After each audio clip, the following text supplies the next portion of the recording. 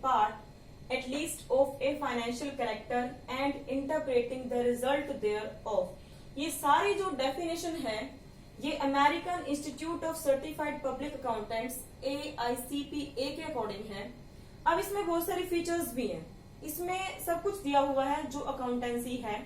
क्या है ये, तो हम यहां से स्टार्ट करते हैं कि accountancy is the art of recording, classifying, summarising in a significant manner in terms of money, transaction and events which are in part at least of a financial character and interpreting the result thereof. अब इसकी ये बहुत सारी features है और इससे पता लगता है कि अकाउंटिंग है क्या।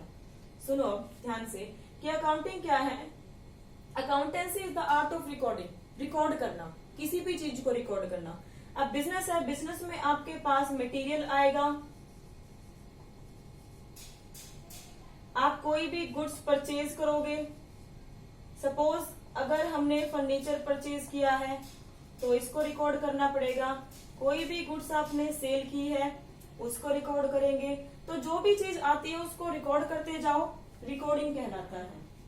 फिर रिकॉर्डिंग के बाद क्या, क्लासिफाइंग। क्लासिफाइंग का मतलब है कि जिस क्लास का वो पढ़ता है उसी में डाल दो, यानी जिस हेड का जो है उसमें डालते जाओ। अब ये मटेरियल है, इसका अकाउंट बनेगा, फर्नीचर है इसका अकाउंट बनेगा। हमारी हर एक चीज का अलग अलग अकाउंट बनता है अकाउंटेंसी में, जो आपको आगे लेजर्स में पता भी चल जाएगा। तो यहाँ पर सपोज अगर आपने स्कूल में 1000 बच्चों का एडमिशन किया है 11th क्लास में।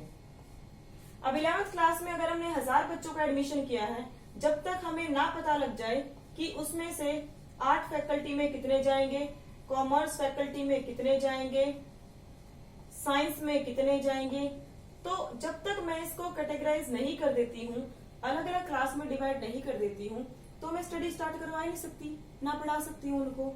तो इसी तरह रिकॉर्ड करने के बाद हम उन अकाउंट्स को, हम उन टर्म्स को अलग अलग अकाउंट्स में डालते हैं।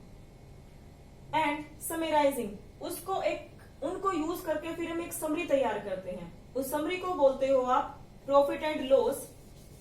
समरी में हम तैयार क्या करेंगे, फर्स्ट ऑफ ऑल आपका बनता है trial balance,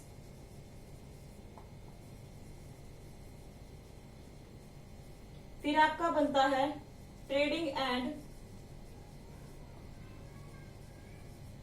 profit and loss account and आपकी balance sheet.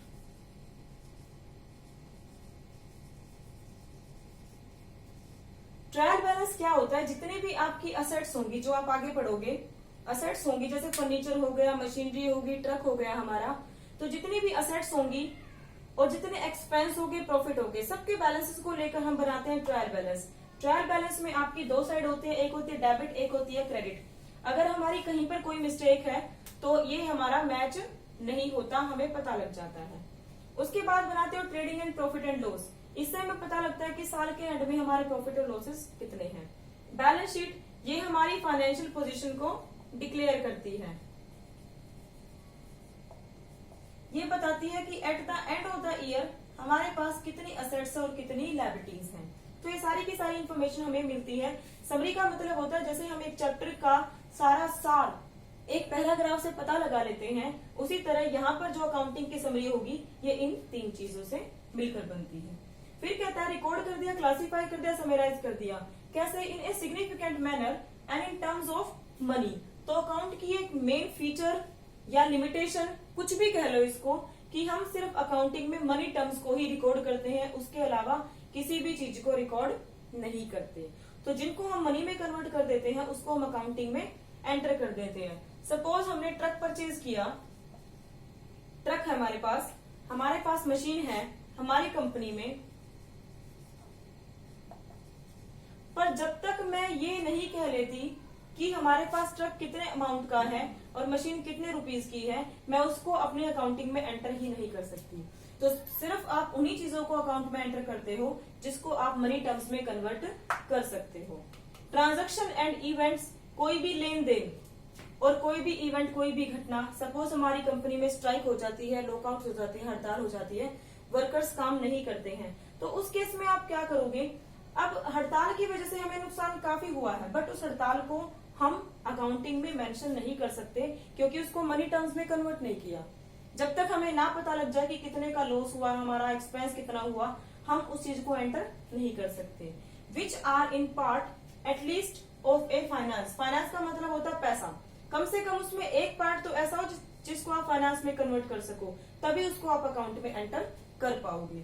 And interpreting the result, और रिजल्ट को देखना कि क्या आया है आपके पास, प्रॉफिट है, लॉस है, कैसा काम कर रहे हो। The result they are of, तो उसके रिजल्ट को देखना, एनालाइज करना कि क्या आपने कमाया है, क्या आपने खोया है, ये सारी बातें। तो जब तक आप उस चीज को मनी में कन्वर्ट नहीं कर देते तब तक आप अकाउंट में एंटर नहीं कर सकते। तो इसके फीचर्स क्या है कि ये रिकॉर्ड को 1 बाय 1 रिकॉर्ड करता है, एंटर करता जाता है, फिर उसको क्लासिफाई करता है अलग अलग चीजों में। क्लासिफाई करने के लिए आपके पास 8 बुक्स हैं। क्लासिफाई आप करते हो लेजर्स में, और मेनली आपके पास 8 बुक्स हैं। और वो बुक्स क्या है आपकी, फर्स्ट ऑफ ऑल आती है आपकी कैश बुक। कैश बुक में हम सिर्फ कैश की ट्रांजैक्शन को लिखेंगे, पैसा आया, पैसा गया, उधार की कोई भी ट्रांजैक्शन यहाँ पर नहीं आएगी। कैश बुक के बाद आती है आपके पास परचेज बुक। परचेज बुक आपकी है, अगर आपने गुड्स को उधार में परचेज किया तो परचेज बुक में एंटर किया जाएगा। उसके बाद है आपकी परचेज रिटर्न बुक। अगर आपने परचेज किया, कुछ आपको अच्छा नहीं लगा, हम रिटर्न करेंगे, उसको परचेज रिटर्न बुक में लिखते हैं। उसके बाद सेल्स बुक, आपने गुड्स को बेचा उधार में, उसको सेल्स में एंटर कर दिया। कुछ कस्टमर को पसंद नहीं आया तो उसने हमें वापस कर दिया, तो उसको रिकॉर्ड करेंगे सेल रिटर्न बुक में। उसके बाद आपकी bills payable book, bills receivable book.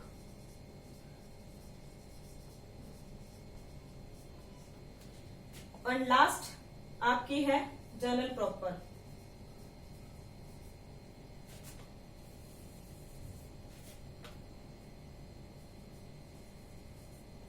Journal proper.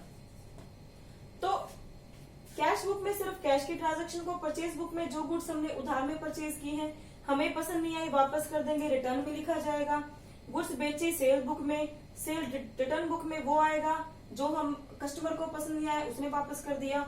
Journal proper में इनमें से जो कोई भी आइटम नहीं पड़ता, जो इनमें किसी में भी नहीं आएगा, वो जर्नल प्रॉपर में आएगा।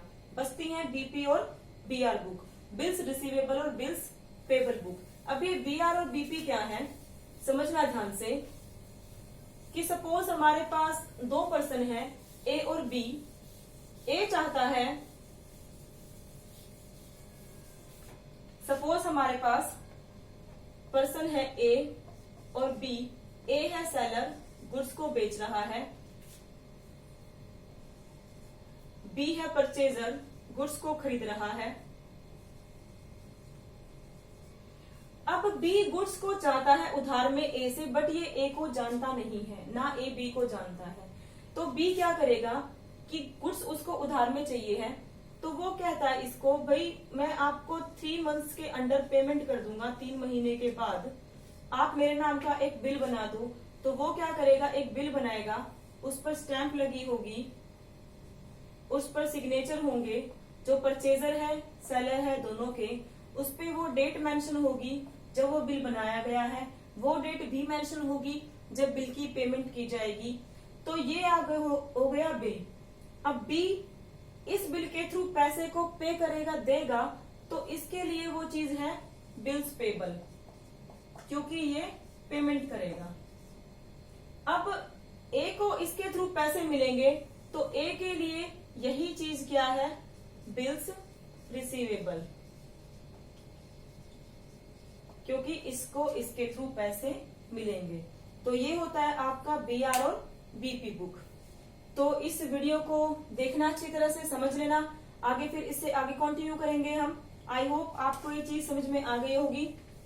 तो वीडियो को लाइक करो, चैनल को सब्सक्राइब करो और शेयर करो और बेल आइकन को प्रेस करो। Thank you class.